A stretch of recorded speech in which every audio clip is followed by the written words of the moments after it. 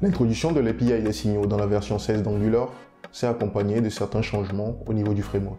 Parmi ces changements, nous avons les signaux input qui ont été introduits récemment dans la version 17.1 du framework. Dans cette vidéo, nous verrons comment passer des inputs traditionnels que nous connaissons depuis la version 2 d'Angular à l'utilisation des signaux input.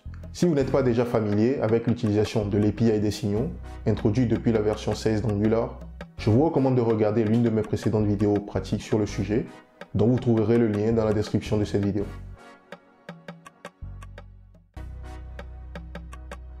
Pour un petit rappel rapide, les inputs traditionnels ont également subi quelques évolutions récemment avec la version 16 d'Angular. Et cela inclut la possibilité d'utiliser des fonctions de transformation pour effectuer des modifications sur les données passées depuis l'extérieur à un composant avant son utilisation par le composant lui-même. La possibilité de rendre un input obligatoire et aussi la capacité de récupérer automatiquement les données de routage en tant que input d'un composant. Et si vous n'êtes pas au courant de ces évolutions, vous trouverez également dans la description de cette vidéo les liens vers des précédentes vidéos traitant de ces sujets. En supposant que vous connaissez déjà ces différentes notions, nous pouvons maintenant revenir au sujet principal de cette vidéo, qui est le signal input. Pour la pratique, nous allons supposer que nous disposons d'une application dans laquelle nous utilisons des inputs pour passer des données à certains composants. Donc l'environnement pour la pratique se présente comme suit. Donc ici, j'ai certains composants dont le premier représente une liste d'éléments qui utilise un autre composant item en lui passant certaines données à travers l'utilisation des inputs ici. Donc il s'agit de ce composant qui représente dans ce cas un composant enfant du composant parent liste ici. Donc nous avons également un troisième composant ici qui est un composant routé qui récupère également des données de routage pour les afficher. Donc, pour vous donner une idée de à quoi ressemble l'application en question, l'application se présente comme suit. Donc, nous avons une liste de produits. Donc, chaque élément ici représente un item qui est représenté par le composant que nous avons item ici. Et tous ces éléments constituent la liste des produits, si on peut les appeler comme ça, qui représentent ce composant. Donc, à côté, nous avons un autre composant qui est un composant routé qui est accessible en utilisant des données de routage. Dans ce cas, le /item/ un ID ici. Donc c'est cet ID qui est récupéré au niveau du routage et affiché au niveau du composant en utilisant les inputs. Donc si nous passons rapidement, nous revenons rapidement ici, et que nous prenons la partie composant pour voir et avoir une idée de ce que nous avons comme composant. Donc si je prends d'abord la liste des composants ici, le composant list, donc il s'agit d'un standalone component avec comme template le HTML que nous avons ici. Donc si nous regardons rapidement côté classe ou contrôleur, donc on voit ici que nous avons une liste de produits. Et chaque produit ici dispose d'un ID et d'un nom. Donc pour chaque élément de la liste ici, donc nous avons un produit à afficher. Donc chaque produit a un identifiant et un nom ici. Donc dans notre cas, nous avons deux éléments dans cette liste. Donc l'idée, c'est d'afficher ces différents produits en utilisant les composants item que nous avons ici, le composant item que nous avons ici. Donc ici, on utilise un @for pour réaliser une boucle et passer les différentes valeurs au composant enfant qui est item ici. Donc ce composant prend, si on regarde également son code, donc il s'agit d'un standalone component également dont le template se présente comme suit. Donc si on regarde la partie contrôleur, on voit ici que nous avons deux inputs. Le premier nous permettant de passer un élément appelé item ici. Donc on voit ici que le vrai attribut ici c'est item, mais à l'extérieur on l'utilise avec le nom product. Donc c'est un alias que nous avons créé ici. Et on indique également que cet attribut est requis. Donc nous avons un second input qui permet de dire si le produit ou l'élément en question est actif ou pas, pour pouvoir appliquer un style particulier dessus en utilisant les classes actives que nous avons ici. Donc si on regarde rapidement le template, donc il s'agit juste d'afficher le nom du produit actuel en se basant sur les valeurs qui lui sont passées ici en input. On voit également qu'on utilise la stratégie on push ici pour éviter de déclencher des change detection lorsqu'il n'y a pas de modification au niveau des inputs ou des outputs. Donc pour réduire les change detection. Donc voilà, présenter le premier et le deuxième composant. Donc si nous revenons ici et que nous prenons le dernier composant, donc il s'agit d'un composant qui dispose également d'un input qui lui permet de récupérer certaines données. Dans ce cas, le product ID au niveau du routing pour pouvoir utiliser cette donnée et réaliser un affichage ici. Donc si on regarde rapidement la configuration de notre routing ici, donc on voit ici que nous avons un composant routé qui est le details ici, details component. Donc on voit que ici nous avons une valeur que nous pouvons récupérer dans le path en utilisant le product ID, raison pour laquelle nous utilisons la fonctionnalité ajoutée depuis la version 16 qui permet de récupérer des données de routage en utilisant le input.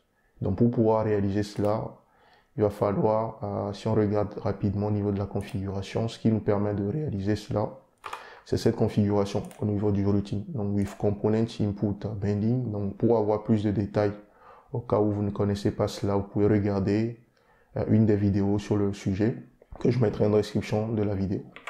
Donc si nous revenons maintenant à notre sujet principal, donc l'idée dans un premier temps serait de changer nos valeurs d'input traditionnelles ici en utilisant les signal input. Donc ici, si je reviens au rendu, donc nous avons un rendu qui se présente comme suit. Donc chaque élément ici représente un item. Donc il s'agit du composant ici. Donc l'idée c'est de faire en sorte que les données qui sont passées au composant, cette fois-ci lui soient passées en utilisant les signal input. Donc pour réaliser cela, donc nous allons commencer par mettre en commentaire cette ligne ou réaliser une copie de cette ligne. Je vais dupliquer cette ligne et la garder à titre de référence pour avoir une comparaison avec la façon dont nous avons traditionnellement l'habitude d'utiliser les inputs. Donc ici, l'idée maintenant, c'est de transformer cet input pour utiliser les signal input. Donc je vais commencer par enlever tout ceci, vu qu'avec les signal input, nous n'avons plus besoin du décorateur @input. Et ici, maintenant, nous allons également enlever tout ceci. Donc nous allons indiquer maintenant en Angular que nous voulons créer un input, un signal input. Donc pour réaliser cela, on procède à l'importation de l'input qui provient du corps. Donc input avec le i en minuscule.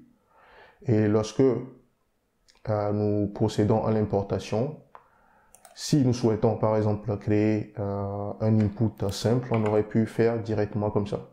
Un input qui n'est pas required ou un input qui n'a pas besoin de certaines options particulières comme l'alias, la transformation, etc. Donc on peut procéder directement comme ça. Mais dans notre cas, nous voulons que l'input soit un input qui est required. On veut respecter cette condition. Donc ce que nous pouvons faire ici dans ce cas, on utilise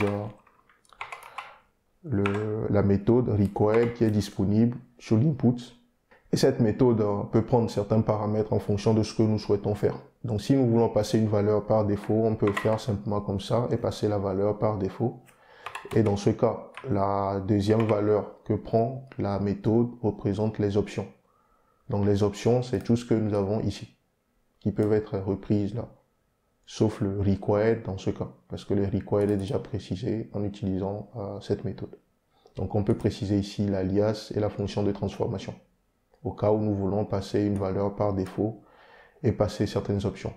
Mais si nous voulons simplement passer des options, on peut procéder de cette façon dans ce cas, et on indique nos différentes valeurs d'options ici. Donc dans notre cas, nous allons juste indiquer comme option que nous voulons avoir cette valeur, que c'est un produit, qu'à l'extérieur nous voulons utiliser l'input comme étant un attribut produit, donc ce qu'il y a déjà ici. Donc on va juste remplacer ceci par l'option en question. Donc en procédant ainsi, on indique en Angular que nous voulons que cet input soit désormais un input qui est required et à l'utilisation, on va passer les données à ce composant en utilisant product comme attribut. Donc on va juste corriger maintenant. Donc là, avec ça, nous venons de préciser le required et l'alias. Et ce qu'il nous reste à faire maintenant, c'est de préciser le typage. Donc pour le typage, il faut procéder de cette façon. On va juste dire ici qu'on veut créer un signal input de product. Donc en procédant ainsi, on vient de créer un signal input. Et là, maintenant, si je retourne dans mon application, je vois que au lieu d'avoir les valeurs ici, on me dit que j'ai des input valeur function. Et la raison, elle est simple, c'est parce que maintenant, ces éléments représentent pour nous des signaux. Et nous savons que pour utiliser des signaux et accéder à leurs valeurs, il faut passer par leur getter.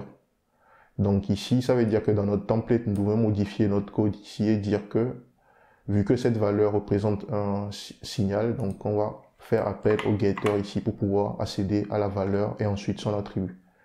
Donc j'enregistre, je retourne dans mon rendu, dans le navigateur, et on voit maintenant que j'ai les bonnes valeurs qui sont affichées de nouveau.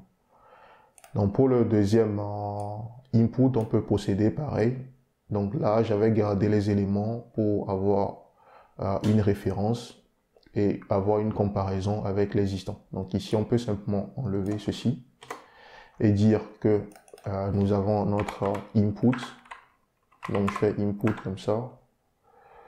Dans ce cas, c'est pas un input qui est required, donc du coup, on peut passer simplement par le constructeur. Et là, il nous reste juste à préciser la valeur par défaut, donc qui est false.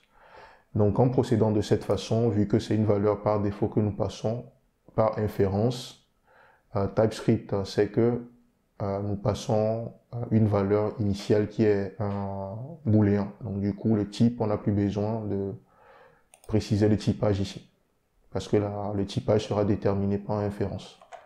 Donc je procède de cette façon, et pour vérifier que ceci marche également, donc ici déjà, si je retourne dans mon navigateur, ici on voit que les éléments passent en actif, alors que la valeur passée par défaut ici, c'est false. Donc la raison, elle est simple également, c'est parce que nous disons ici que applique la classe active lorsque cette valeur est renseignée.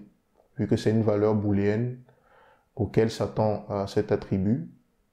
Donc du coup, vu que cette valeur est maintenant un signal, par transformation ou en faisant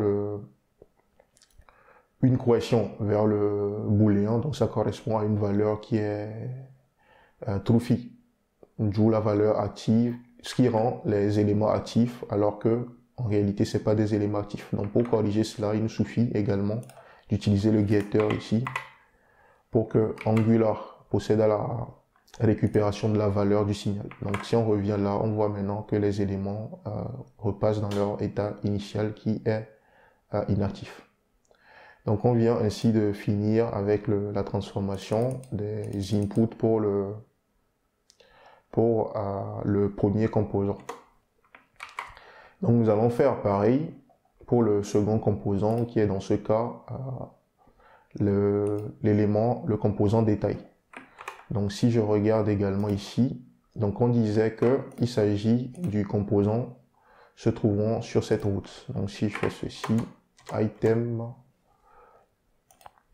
donc ça me permet en réalité de récupérer les données de routing ici. Donc si je change ceci par A, B, donc on voit que la valeur change à chaque fois que le /item qui représente pour nous le product ID change. Donc l'idée ici également c'est de montrer que cette fonctionnalité est également utilisable avec les signal input. Donc du coup il me suffit de prendre ceci. Donc on crée notre signal input. Donc je fais input, là je vais dire que c'est requis. Et je passe ici nous n'avons plus d'autres options et nous n'avons pas de valeur par défaut. Donc tout est OK ici. Et là, si on enregistre, pareil, vu que ceci est un signal, donc ça va nous faire montrer plutôt la fonction qui a utilisé derrière. Donc on va juste faire appel au getter ici pour récupérer la bonne valeur. Et là, on voit que tout est OK. Si je change les valeurs ici, on voit que j'ai la bonne valeur qui est affichée ici.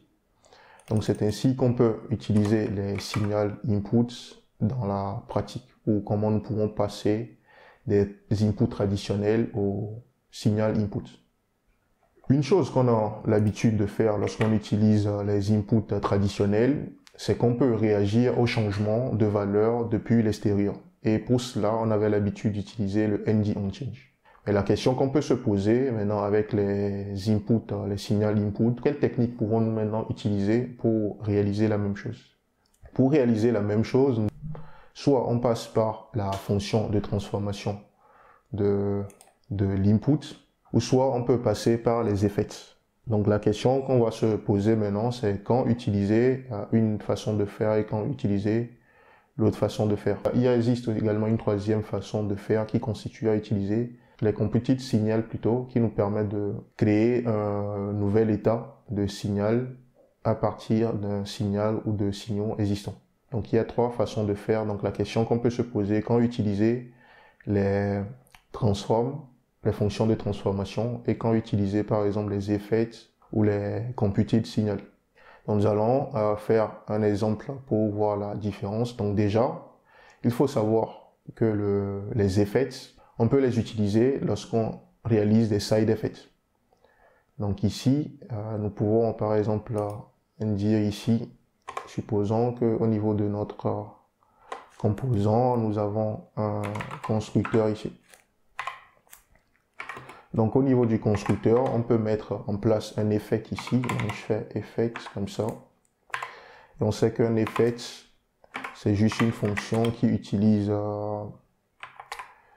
qui dépend d'un signal donné.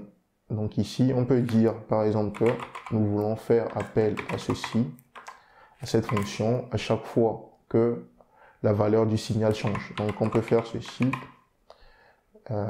This item. Donc ça veut dire qu'à chaque fois que la valeur, vu que cet effet dépend de ce signal, donc ça veut dire qu'à chaque fois que la valeur de ce signal va changer, donc du coup le effet sera déclenché. Donc si on revient ici et que je passe dans ma console,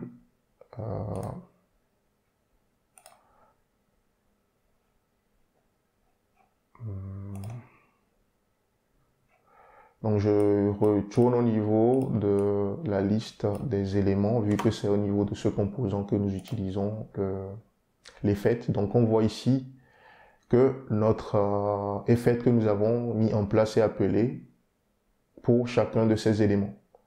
Donc dans une application, dans une vraie application, cela veut dire que nous pouvons mettre ici par exemple, au cas où nous voulons réaliser des appels vers un service ou une API, donc on peut réaliser un call API ici.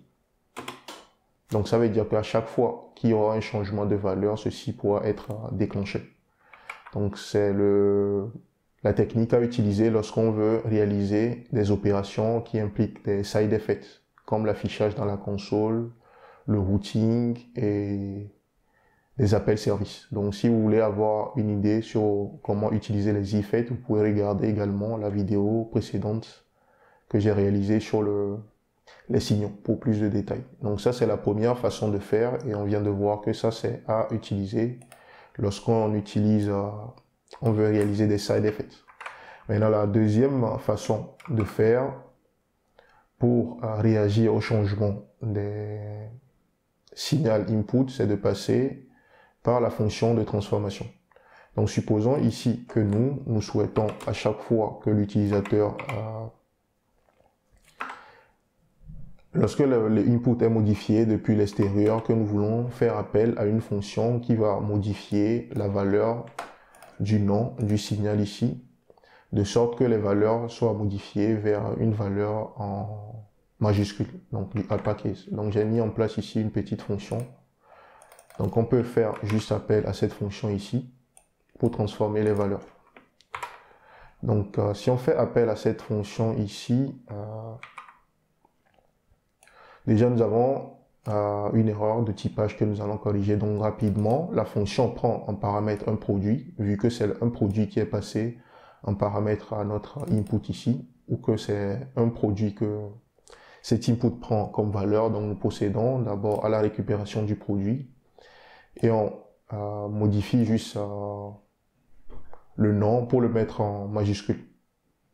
Donc ici, la seule chose qu'il faut savoir ici, c'est que lorsque nous procédons ici, il faut corriger le typage ici pour indiquer que ça, c'est la valeur en entrée et la valeur en sortie, c'est également un produit.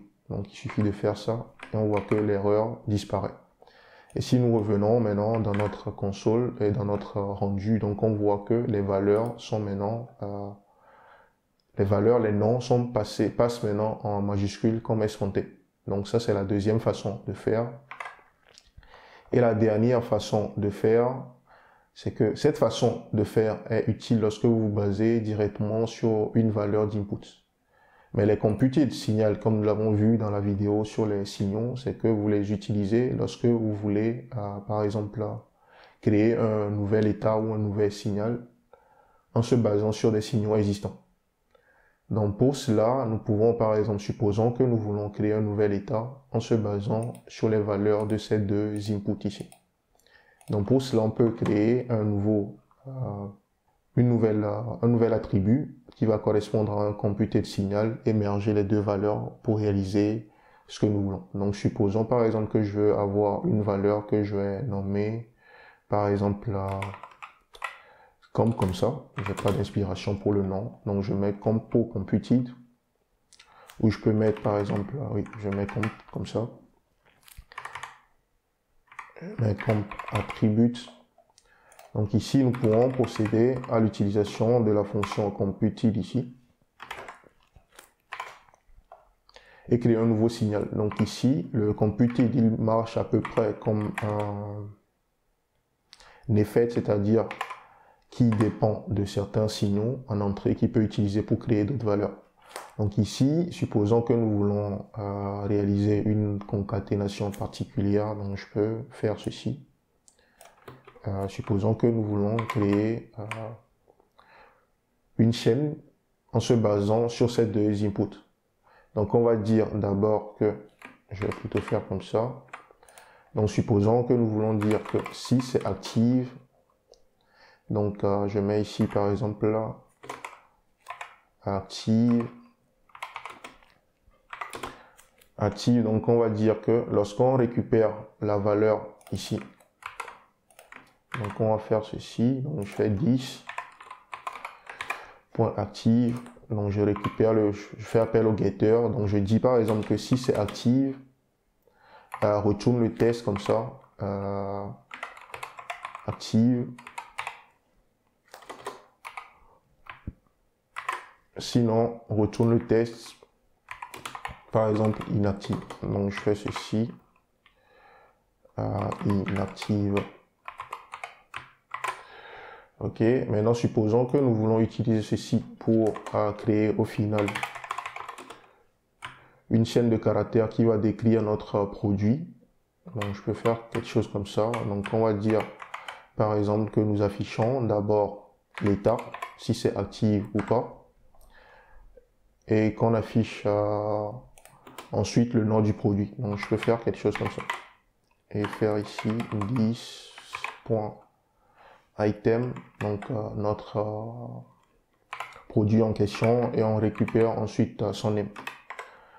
Donc là, je viens de créer un computed signal que je peux utiliser plus tard pour faire un affichage d'elle. Donc supposons que au lieu que nous voulons, en plus d'afficher notre composant, nous voulons afficher à la place cette nouvelle valeur. Donc on peut faire simplement ceci. Vu que c'est un signal, donc je fais appel au getter, et là, si on retourne dans le rendu, dans le navigateur, on voit que nous avons une transformation qui a été faite en combinant les deux valeurs. Donc on voit qu'il nous dit que c'est inactive, et cela nous montre la valeur des produits. Donc on peut, par exemple, au cas où, dans notre composant ici, Je retourne au composant pour montrer que je fais ici au niveau de la liste des produits. Supposons que ici maintenant on indique, on modifie un peu le code pour dire que lorsque on va dire ici que met le produit en actif lorsque l'ID du produit par exemple correspond à la valeur 1. Je vais le voir ici. On va juste prendre ici. Le deuxième, disons qu'on veut mettre le deuxième produit spécifiquement en mode actif, donc on peut dire ici product.id comme ça is equal to la valeur en question, donc mets-le en actif. Donc si on revient là, nous avons une erreur ici. Je retourne, je vérifie la valeur ici, je vais lui passer un booléen, ok, qui est active, ok. Je fais un binding ici, je récupère la valeur active, ok, nous avons notre produit ici, le produit en question, son ID, pourquoi j'ai cette erreur ici, ok, je vais juste mettre la valeur à true par exemple, pour voir ce que ça donne.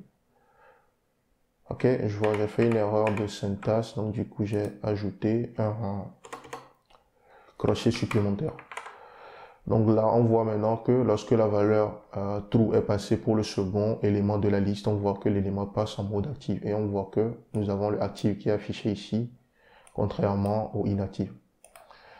Donc voilà de façon générale ce que j'avais à partager avec vous sur les signal inputs et puis les implications que cela apporte. Donc j'espère que vous avez appris quelque chose à travers cette vidéo. Si c'est le cas, n'hésitez pas à la liker. Et si vous souhaitez revoir d'autres vidéos comme celle-ci sur des sujets en rapport avec le développement web, n'hésitez pas à souscrire à la chaîne et à activer la notification. Je vous donne rendez-vous chaque jeudi pour de nouvelles vidéos.